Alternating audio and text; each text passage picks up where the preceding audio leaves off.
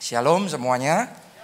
Senang sekali hari ini kita bisa kembali ibadah onsite. Dan ini adalah anugerah Tuhan yang luar biasa. Saya sendiri sangat mengucap syukur, bersuka cita sekali. Dan yang pasti dalam hati, dalam roh saya tahu akan ada orang-orang di tempat ini. Anda terima blessing yang spesial hari ini. Oke? Ini luar biasa yang akan Tuhan lakukan di tengah-tengah kita. Saya mau bagikan satu firman Tuhan yang judulnya adalah My Best Legacy. Atau warisan terbaikku. Dan kita akan bicara tentang yang namanya warisan. Maksudnya gimana kok di gereja ngomong warisan? Kita baca dulu Alkitab. 2 Korintus 12 ayatnya yang ke-14. Sesungguhnya sekarang sudah untuk ketiga kalinya aku siap mengunjungi kamu. Ini Rasul Paulus yang ngomong ya. Dan aku tidak akan merupakan suatu beban bagi kamu. Sebab bukan hartamu yang kucari, melainkan kamu sendiri. Nah, kalimat berikutnya Anda perhatikan. Karena bukan anak-anak yang harus mengumpulkan harta untuk orang tuanya. Melainkan orang tualah untuk anak-anaknya. Ini yang dikatakan oleh Rasul Paulus. Ajaran yang dia bagikan kepada jemaat di Korintus pada waktu itu. Ya, bukan berarti bahwa sebagai anak, apalagi kita yang sudah dewasa, tidak perlu untuk menyenangkan orang tua dengan harta kita. Saya yakin kalau saudara diberkati Tuhan dan Anda bisa menyegarkan orang tua dengan keuangan yang saudara miliki, itu sesuatu yang berkenan dan menyenangkan hati Tuhan. Dan saya yakin itu akan mendatangkan blessing dalam hidup Anda. Oke, tapi di ayat ini Rasul Paulus sedang bicara tentang warisan rohani. Ya, kenapa kok saya ngomong seperti itu? Banyak orang kalau bicara tentang warisan, kepikirnya selalu harta. Harta dunia. Tetapi yang Rasul Paulus ngomong di sini adalah warisan rohani. Kita baca di Roma 15 ayat yang ke-29. Dan aku tahu bahwa jika aku datang mengunjungi kamu, aku akan melakukannya dengan penuh berkat Kristus. Saudara pernah kedatangan tamu? Ada orang-orang yang datang dalam hidup kita, ya, yang sekedar datang sambil lalu. Tapi ada orang-orang juga yang datang dalam hidup kita yang menyedot dari kita. Hari ini saya ingin ajak Anda untuk menyadari, ada orang-orang tertentu yang datang dalam hidup kita. Dalam bahasanya Rasul Paulus, aku datang kepadamu dengan penuh berkat Kristus. Dan Anda harus ngerti itu bukan perkataan hampa. Itu bukan kata-kata kosong. Dia tahu yang ada di dalamnya. Dia tahu dalam hidupnya full of spiritual blessing. Itu sebabnya ketika dia datang, dia ketemu sama jemaat di Korintus, jemaat di Roma, jemaat mula-mula pada zaman itu, dia lepaskan spiritual blessing itu. Dia lepaskan berkat rohani itu. Hari ini saya mau ngomong sama saudara, saya tahu benar akan ada orang-orang di tempat ini. Sementara firman ini disampaikan, di dalam nama Yesus terima spiritual blessing, berkat rohani dari atas. Terima dalam hidup saudara. Amin. Haleluya. Saya tahu persis kapan saya kosong. Saya tahu kapan saya penuh. Sekian waktu sempat jujur saya ngalami kayak kosong gitu. Tapi di waktu-waktu ini, hari-hari ini, saya ini sedang setiap waktu kepenuhan Roh Kudus terus menerus. Dan saya tahu akan ada orang-orang di tempat ini bulan Maret akan penuh dengan kesaksian blessing dan mujizat Tuhan kerjakan dalam hidup saudara. Boleh katakan amin, terima itu dalam nama Yesus. Amin. Makanya Paulus ngomong, aku datang dengan berkat, dengan penuh berkat Kristus. Jadi kalau kita bicara tentang warisan, kita harus ngerti ada bedanya antara inheritance dan legacy. Dalam bahasa Inggris dua-duanya ini bisa diterjemahkan ke bahasa Indonesia sebagai warisan. Tapi ternyata agak berbeda. Inheritance adalah warisan secara fisik yang kita bisa terima. Biasanya anak akan terima dari orang tua. Entah itu rumah, entah itu uang, semua yang fisik. Itu inheritance. Tapi yang kita bicara hari ini, saya mau bagikan sama saudara hari ini, adalah legacy. Legacy adalah warisan yang orang tua tanamkan ke dalam anak-anaknya, yaitu nilai-nilai, prinsip-prinsip, etos kerja, imannya, gaya hidupnya. Itu yang diimpartasikan, yang diwariskan, yang diturunkan kepada anak-anaknya. Dua-duanya adalah warisan. Menurut saudara mana lebih berharga? Dua-duanya berharga.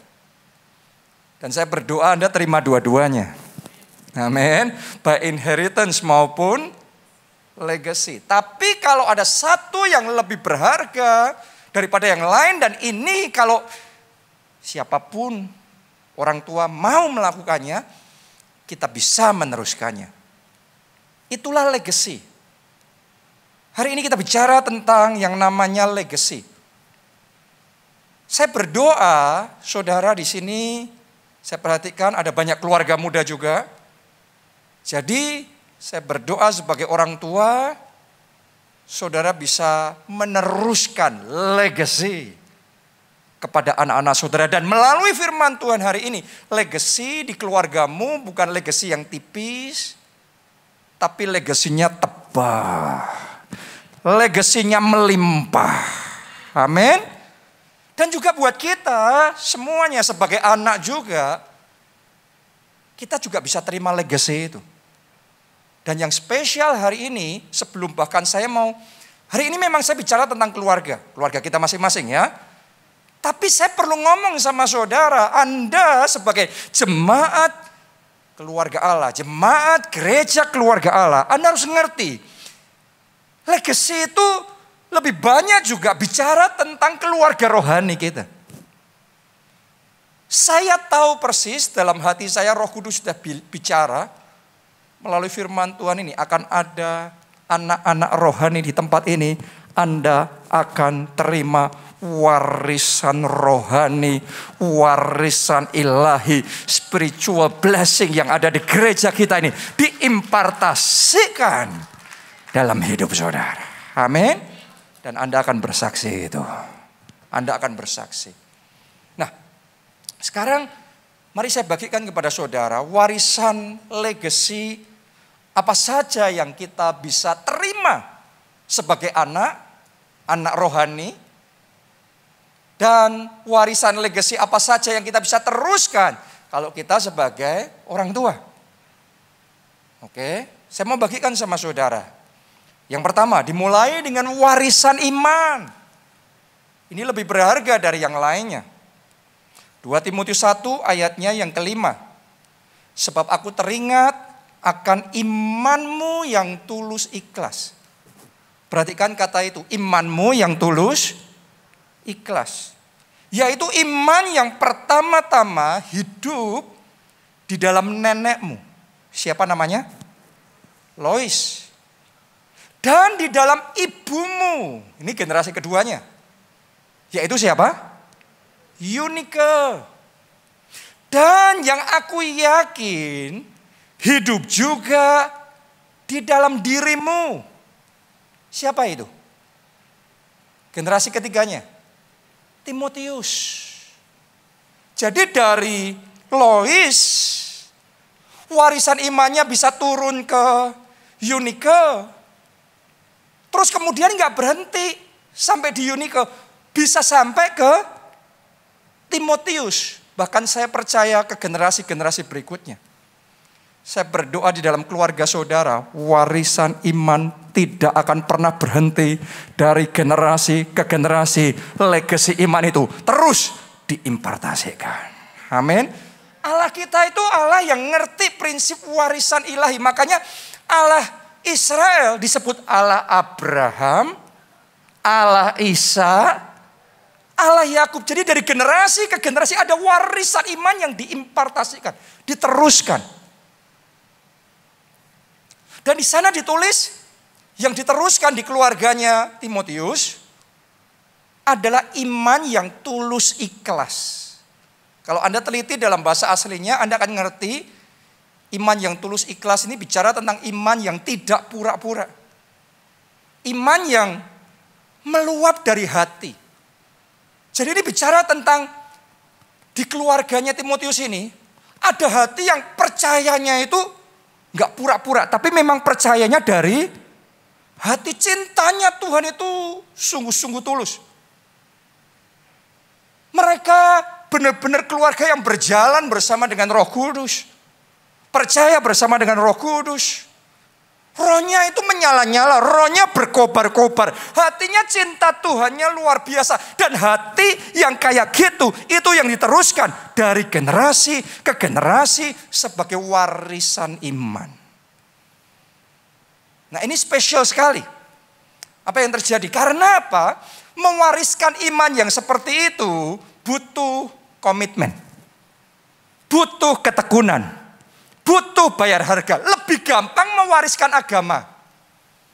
Orang tuanya Kristen gampang. Anaknya suruh jadi Kristen. Tapi untuk anaknya jadi punya hati yang cinta Tuhan. Percayanya sama Tuhan sungguh-sungguh. On fire for Jesus. Itu butuh perjuangan. Dalam Alkitab kita bisa melihat bahkan ada hamba-hamba Tuhan yang luar biasa. Tapi tidak berhasil meneruskan warisan imannya. Salah satunya adalah Nabi Samuel. Saya bacakan ya. 1 Samuel 8 ayat 1 dan ayat 3. Setelah Samuel menjadi tua, diangkatnya lah anak-anaknya laki-laki menjadi hakim atas orang Israel. Karena Samuel waktu itu hakim atas orang Israel, terus kemudian dia jadi tua, anak-anaknya diangkat juga jadi apa? Hakim. Ngasih jabatan itu lebih gampang. Anda orang tua punya kekayaan, nerusin kekayaannya ke anak-anak. Ngasih rumah, ngasih aset itu gampang. Tapi nanemin hati yang kerja keras, fighting spiritnya, hikmatnya, itu butuh perjuangan. Saudara, apa yang saya maksudkan? Demikian pula Samuel, dia sebagai hakim, dia sebagai nabi atas bangsa Israel, dia ngangkat anaknya gampang. Kenapa? Dia punya power itu, dia punya otoritas itu. Tetapi untuk meneruskan warisan iman, ceritanya lain. Kita baca ayat yang ketiga. Tetapi anak-anaknya itu tidak hidup seperti ayahnya. Oke, mereka mengejar laba, menerima suap dan memutarbalikkan keadilan. Padahal jadi hakim, jabatan di luar punya, tapi iman yang tulus ikhlas dalam hati, cinta kepada Allah, roh yang takut akan Allah, hidup dalam integritas, kejujuran, nggak ada. Di situ saya berdoa melalui firman Tuhan hari ini di keluarga saudara, bahkan di gereja kita, iman yang tulus ikhlas itu jadi warisan ilahi yang tidak pernah terputus dalam keluarga kita. Amin. Hati yang cinta Tuhan, hati yang percayanya sama Tuhan itu bukan cuma ngomong percaya, tapi faith, iman yang hidup itu benar-benar terus diimpartasikan. Samuel gagal, tapi Lois, Eunike, Timotius berhasil. Saudara juga berhasil. saudara juga berhasil. Bahkan saya berdoa di dalam gereja kita nih, Anda termasuk anak-anak rohani yang bisa menangkap warisan ilahi yang Tuhan sediakan di dalam gereja kita. Kuncinya kalau saudara mau jadi orang tua yang bisa meneruskan warisan iman kepada anak-anak saudara, jadilah teladan. Saudara perhatikan nggak orang tua yang ngomong sama anaknya jangan ngerokok ya. Ngomongnya sambil kebal-kebul. Jangan judi ya. Tapi terus anaknya ngelihat dia judi. Hidup bener ya, tapi anaknya ngelihat dia hidupnya berantakan kacau balau. Menurut saudara kemungkinan besar yang ditangkap anaknya yang baik atau yang tidak? Yang tidak. Ajarannya mungkin benar.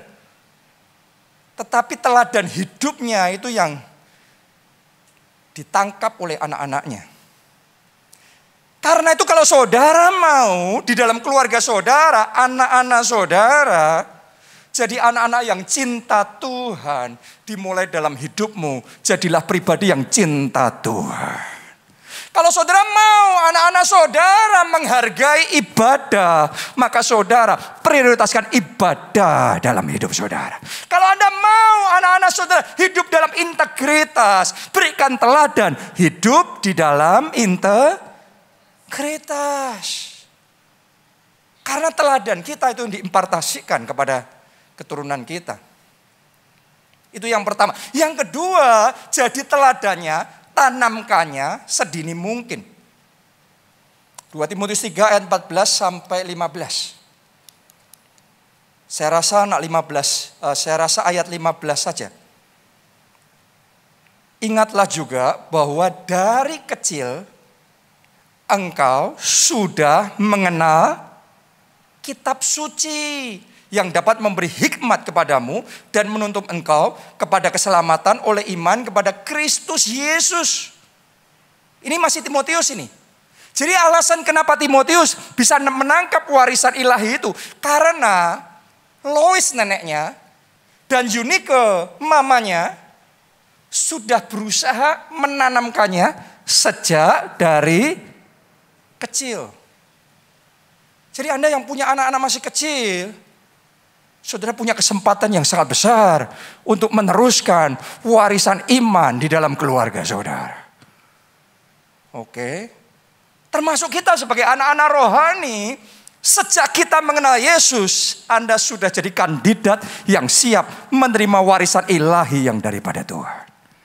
Jadi berusaha menangkap. Saudara harus ngerti, di gereja kita ini ada warisan ilahi yang luar biasa, warisan rohani yang luar biasa. Saya berdoa sebagai anak-anak rohani, Anda bisa menangkapnya. Warisan ini Anda bisa menangkapnya. Urapan Tuhan ini Anda bisa menangkapnya. Oke? Roh yang menyala-nyala, yang berkobar-kobar, Anda bisa menangkapnya dalam hidup saudara. Saya sendiri secara pribadi, saya belajar gimana menerima warisan rohani. Karena ini gak gampang. Ini harus terjadinya secara rohani juga. Saya ini anak pendeta. Bapak saya Pak Obaja. Tapi saya perhatikan banyak teman-teman saya sesama anak pendeta tidak berhasil menerima warisan ilahi dari bapaknya. Saudara perhatikan gak? Pernah kenal gak? Dan pernah dengar gak? Ada anak-anak pendeta yang hidupnya malah kacau balau, berantakan.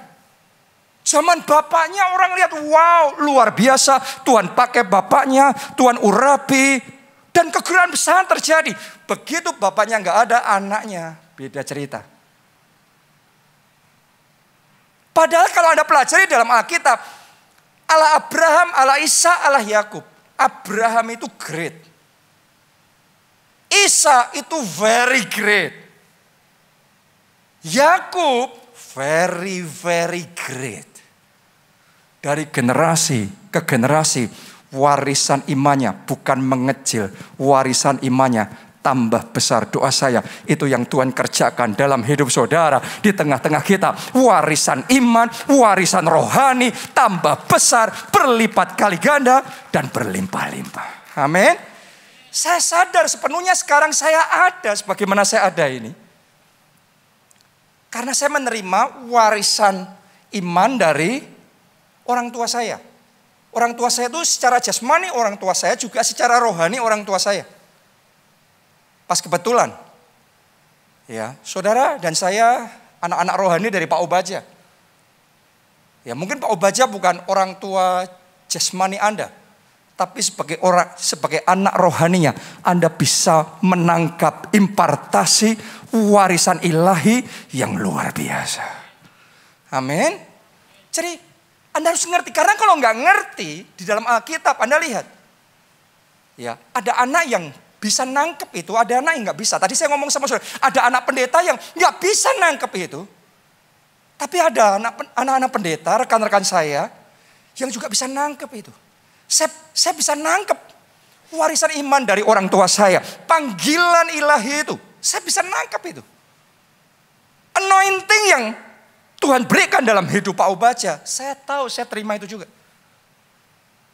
Kapasitas leadership yang Tuhan berikan sama Pak Obaja, Tuhan kasih juga sama saya.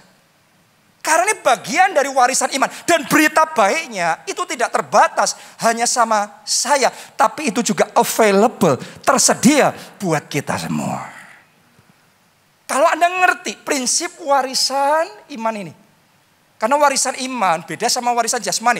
Warisan jasmani Anda perlu terima secara jasmani, secara legal. Tapi warisan rohani Anda bisa terima dengan iman. Dan saya tahu saat ini juga sementara saya ngomong begini, ada orang-orang di tempat ini yang sedang terima warisan imannya diperbesar oleh Tuhan. Ditambah-tambahkan oleh Tuhan. Nanti di bagian akhir dari khotbah ini, saya mau lepaskan satu doa buat saudara. Dan saya tahu ada blessing spesial yang Tuhan akan lepaskan atas hidup kita. Sudah tahu nggak, tadi pagi saya bangun, saya doa, Tuhan cuma bicaranya satu. Miracles. Miracles. Oke, saya terima itu. Saya datang dan jadwal saya memang, saya khotbah mulai yang ibadah jam berapa ini? Jam 12. Ibadah jam 12 ini. Saya datang tadi, sebelum naik ke sini, tiba-tiba ada seseorang yang menemui saya. Dan tiba-tiba dia menyampaikan sesuatu yang membuat saya kaget. Karena berapa waktu ini saya perlu ganti mobil saya. Mobil saya sudah umurnya tua sekali. Ya, perlu diganti karena saya banyak ke luar kota. Dan kalau mobil di perjalanan gak sehat, maka kita ngalami kendala-kendala juga di jalan. Akhirnya saya ambil keputusan untuk ganti. Tapi tadi sebelum saya khotbah di sini, orang itu ngomong sama saya, dia disuruh Tuhan ganti mobil saya. Persis yang saya mau apa itu yang diganti persis. Saya mau ngomong begini sama saudara. Anda semua jadi saksinya. Di gereja kita ini sangat banyak orang-orang yang terima mujizat. Demi mujizat. Demi mujizat. Dan hari ini itu Anda harus sadar. Ini bagian dari warisan rohani di gereja kita. Saya berdoa Anda bukan hanya mendengar kesaksian. Terima ini dalam nama Yesus. Terima ini dalam nama Yesus. Terima ini dalam nama Tuhan Yesus. Anda akan melihat, Anda akan mengalami perbuatan-perbuatan Tuhan yang ajaib.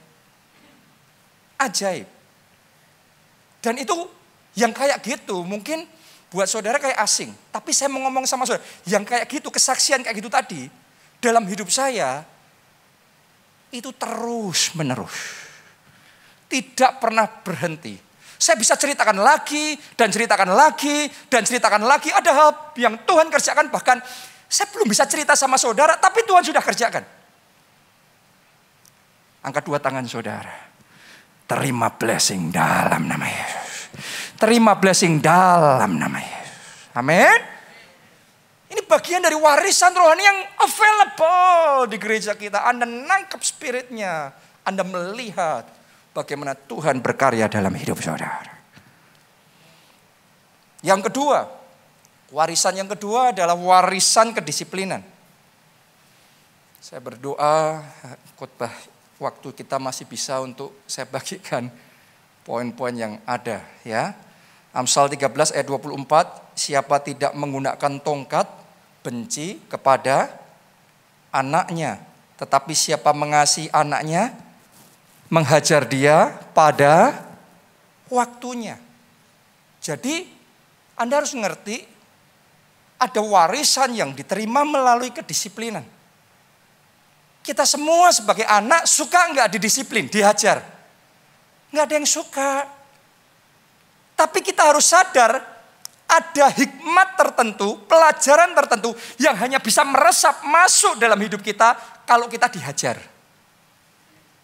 Tanpa hajaran, tanpa didikan, kita akan melewatkan pelajaran-pelajaran hikmat-hikmat yang berharga yang harusnya bisa kita masukkan dalam diri kita.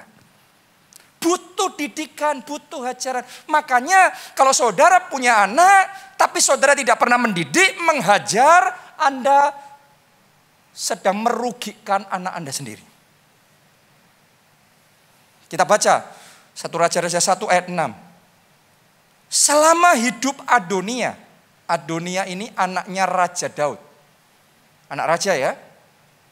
Ayahnya yaitu Daud belum pernah menegur dia dengan ucapan, mengapa engkau berbuat begitu? Sampai situ aja bacaan kita. Jadi Daud ini ternyata di dalam mendidik anak kurang baik. Anaknya nggak dididik, dibiarin aja nggak apa-apa. Mungkin dia nganggap dulu dia orang susah, sekarang dia sudah diangkat, diberkati, dia nggak mau anaknya susah kayak dia dulu. Padahal yang membuat dia jadi hebat seperti itu karena dia banyak kesusahannya. Banyak hajaran dan proses yang harus dia lalui. Gara-gara dia mau anaknya gampang, akhirnya Adonia setelah dewasa rusak hidupnya. Saya nggak punya waktu banyak cerita sama saudara, tapi Adonia ini nggak kacau balau dalam hidupnya. Setelah dewasa kenapa? Tidak dihajar, tidak dididik. Tapi didik beda sama emosi yang sekedar main kasar loh ya. Butuh dua, didikan itu harus dilakukan dengan apa? Kasih. Jadi ada didikan, ada kasih. Kalau Anda serba main hajar saja, Anda akan menimbulkan pahit hati, dendam dalam hati anak saudara. Jangan lakukan itu. Salah di hadapan Tuhan. Didik anak saudara, tapi dengan kasih. Kenapa? Hanya dengan cara seperti itu. Ada warisan rohani yang kita bisa impartasikan. Saya masih ingat waktu saya kecil, saya juga dididik, didisiplin oleh orang tua saya. Tidak diragukan mereka sayang sama saya, papa mama saya. Tapi waktu saya bandelnya luar biasa, saya masih ingat, papa saya itu jarang marah. Tapi waktu itu dia marah besar, saya ketakutan luar biasa. Saya kunci kamar, saya sembunyi di bawah ranjang. Waktu saya masih kecil. Wah, tapi dia haruskan buka pintu.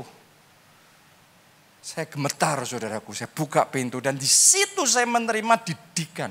Tapi didikan itu yang membentuk saya. Waktu saya terima didikan itu saya menangis. Tapi tangisan itu yang ikut memproses, ikut mendidik saya jadi seperti sekarang. Kenapa? Didikan. Mendatangkan kebaikan.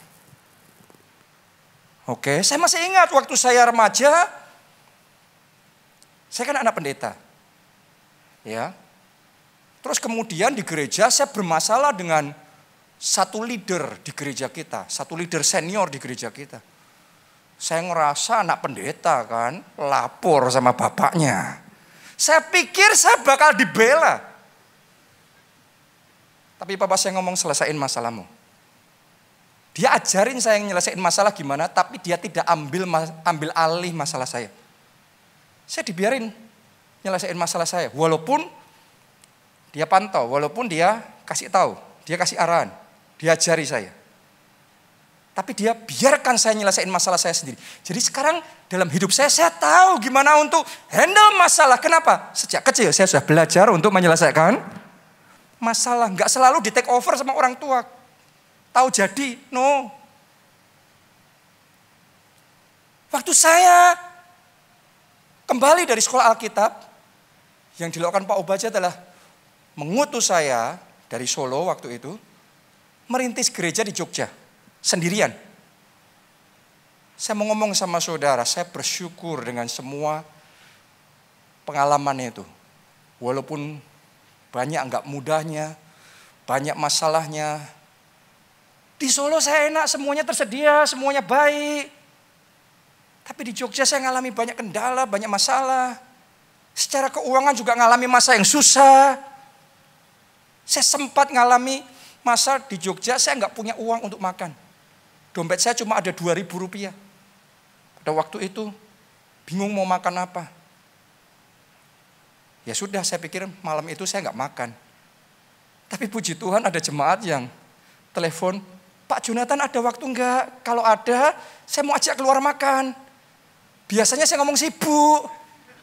Tapi waktu saya ngomong, ada waktu.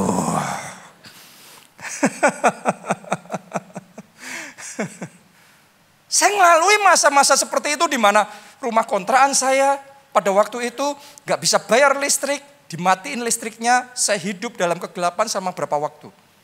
Telepon dimatiin berapa waktu. Jadi saya diizinkan melalui masa didikan. Tapi semua masa didikan itu yang membentuk saya, yang menempa saya, hanya melalui didikan kita bisa jadi tangguh. Tanpa didikan kita hanya akan menghasilkan anak-anak yang lembek. Anak-anak yang manja, yang gak bisa apa-apa. Taunya enak. Karena itu kalau kita mau dalam keluarga kita, ada warisan yang luar biasa yang diimpartasikan. Didikan gak boleh ditinggalkan. Tapi didikan disertai dengan apa? Kasih. Itu sebabnya saudara sebagai anak-anak rohani yang sekarang sedang diproses oleh Tuhan, dididik oleh Tuhan, walaupun kita menangis penuh dengan cucuran air mata, tapi naikkan ucapan syukur karena saudara tahu Allah turut bekerja dalam segala perkara mendatangkan kebaikan.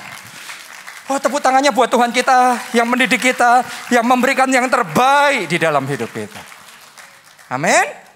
Yang ketiga, warisan pernikahan yang bahagia.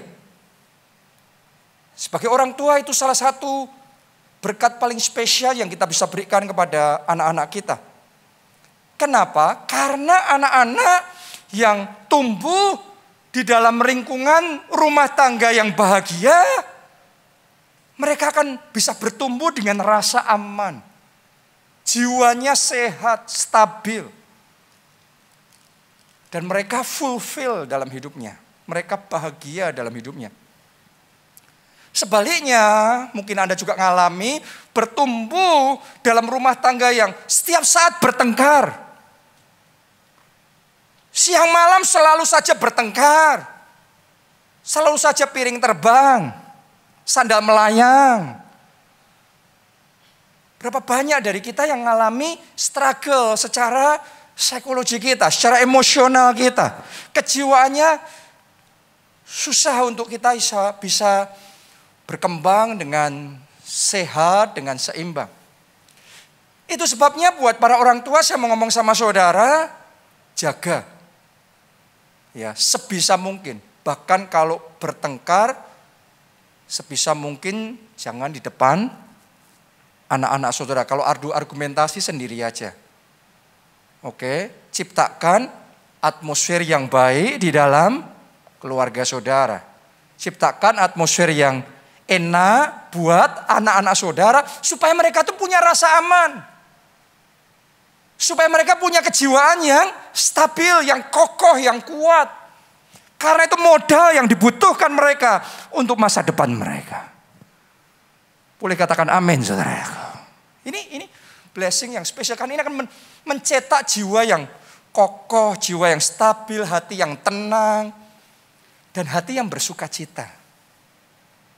Kalau enggak nanti bawaannya selalu negatif terus, selalu sedih terus, selalu berat terus. No, kita mau bawaan jiwa yang tercetak dalam hati anak-anak kita. Jiwa yang seimbang, hati yang tenang, rasa aman, hati yang damai, penuh dengan sukacita. Saya berdoa, blessing yang kayak gitu melimpah dalam keluarga kita. Boleh katakan amin. Kita kasih tepuk tangan yang meriah buat Tuhan kita. Yang keempat, warisan nama baik. Amsal 22 ayat yang pertama.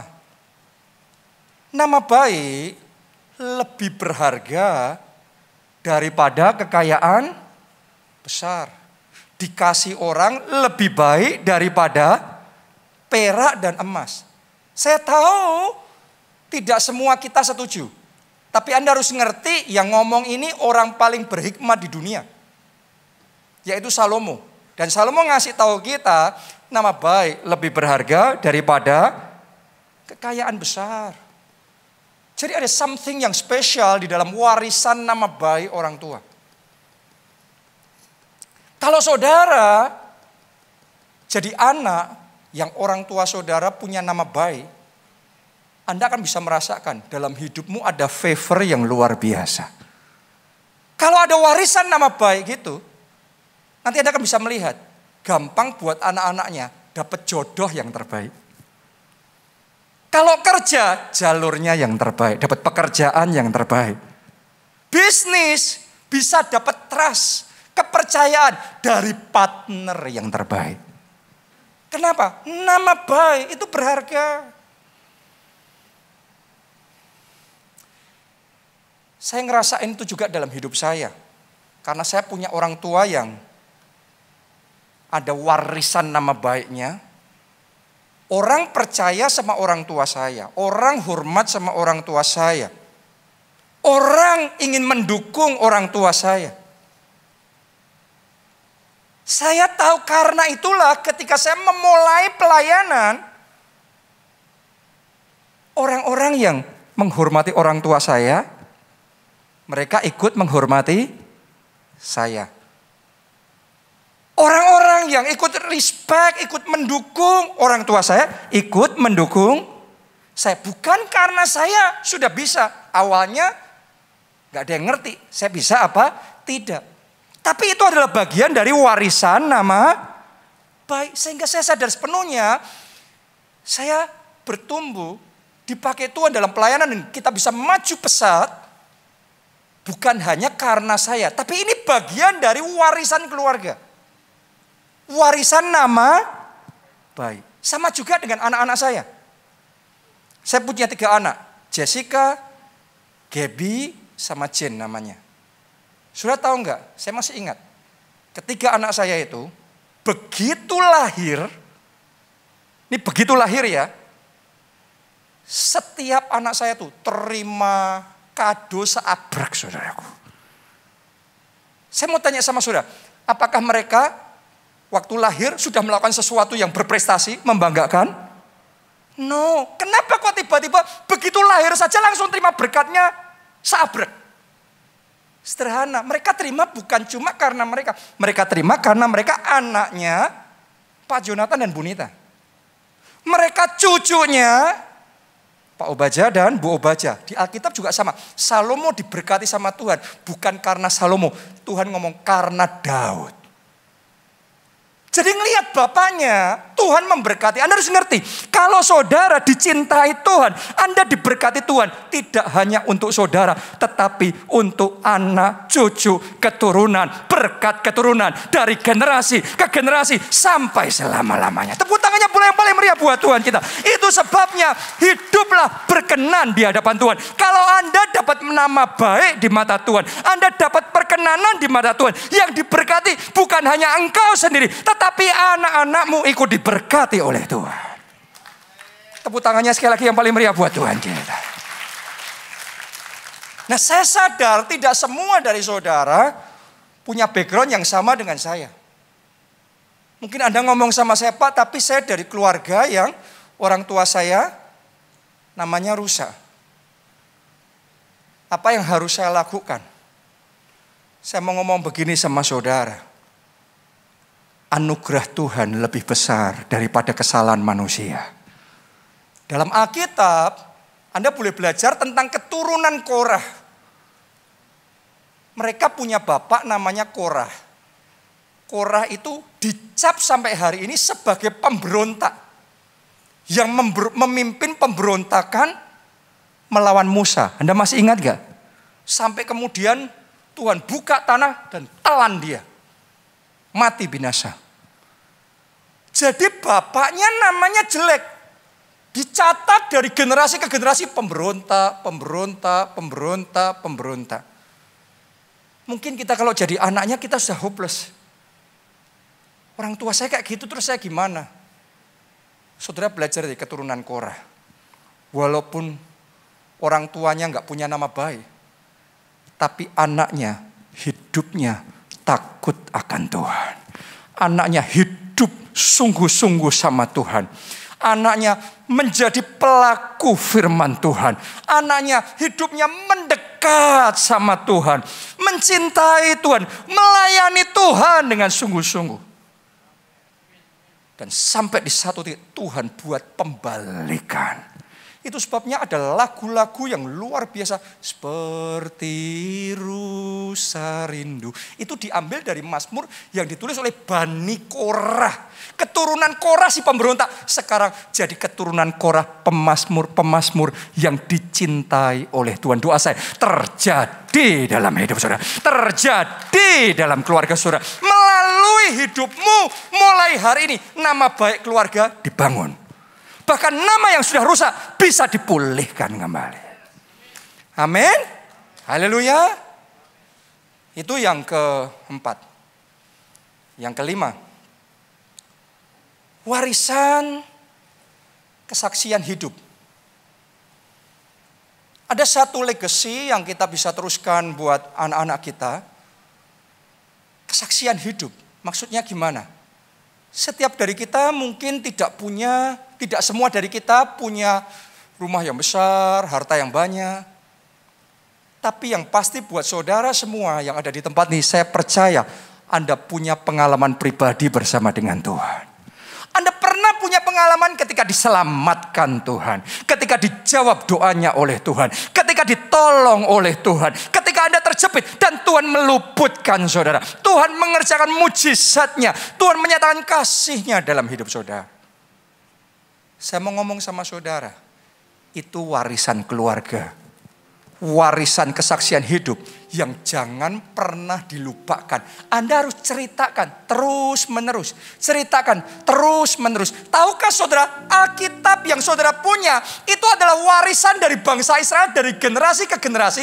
Diceritakan terus menerus. Dari situ generasi-generasi yang berikutnya mendengar dulu bahwa Tuhan yang melepaskan kita dari perbudakan Mesir. Tuhan yang membelah lautan dan melakukan keajaiban-keajaiban. Tuhan yang melakukan yang tidak mungkin jadi mungkin. Sehingga generasi-generasi berikutnya yang tadinya belum mengenal Allah, melalui kesaksian-kesaksian kita, mereka belajar mengenal Allah secara pribadi. Makanya di dalam khotbah-khotbah saya selalu ceritakan kesaksian yang dialami Pak Obaja. Kesaksian yang saya alami, kesaksian yang Bunita alami. Kesaksian yang dialami oleh gereja. Kenapa? Itu bagian dari warisan rohani gereja kita. Jangan lewatkan kesaksian-kesaksian itu. Kalau saudara terus-menerus tanamkan, Anda akan melihat bagaimana Tuhan kerja secara luar biasa. Hari ini, seperti yang tadi saya katakan, saya mau berdoa buat saudara. Dan saya tahu akan ada orang-orang di tempat ini. Karena Roh Kudus sudah ngomong. Waktu saya mau berangkat ke sini tadi di rumah, saya doa, Roh Kudus sudah bicara. Akan ada orang-orang Tuhan mau impartasikan double blessing. Anda akan melihat melalui ibadah hari ini, blessing dalam hidupmu tidak flat, tidak sama. Tapi engkau akan mengalami double blessing, double favor, double capacity. Tuhan akan kerjakan dalam hidup saudara. Anda percaya? Mari bangkit berdiri, kita nyanyikan bersama-sama. Ini keluarga aku Tuhan. Angkat dua tangan saudara, mari kita datang di hadapan Tuhan sebagai satu keluarga rohani. Ini keluarga kami Tuhan, keluarga jasmani, keluarga rohani, keluarga Allah. Amin. Dan seisi rumahku. Mari bersama-sama kita bawa dalam doa keluarga kita sampai akhir hidupku Tuhan. Ku mau setia melayani-Mu. Ku bahagia jadi keluarga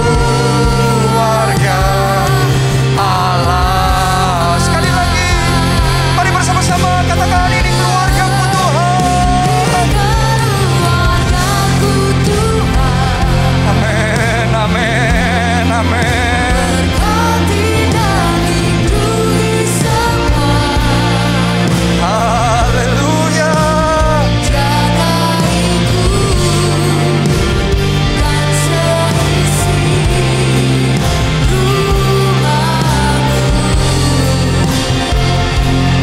Sampai akhir hidupku Tuhan.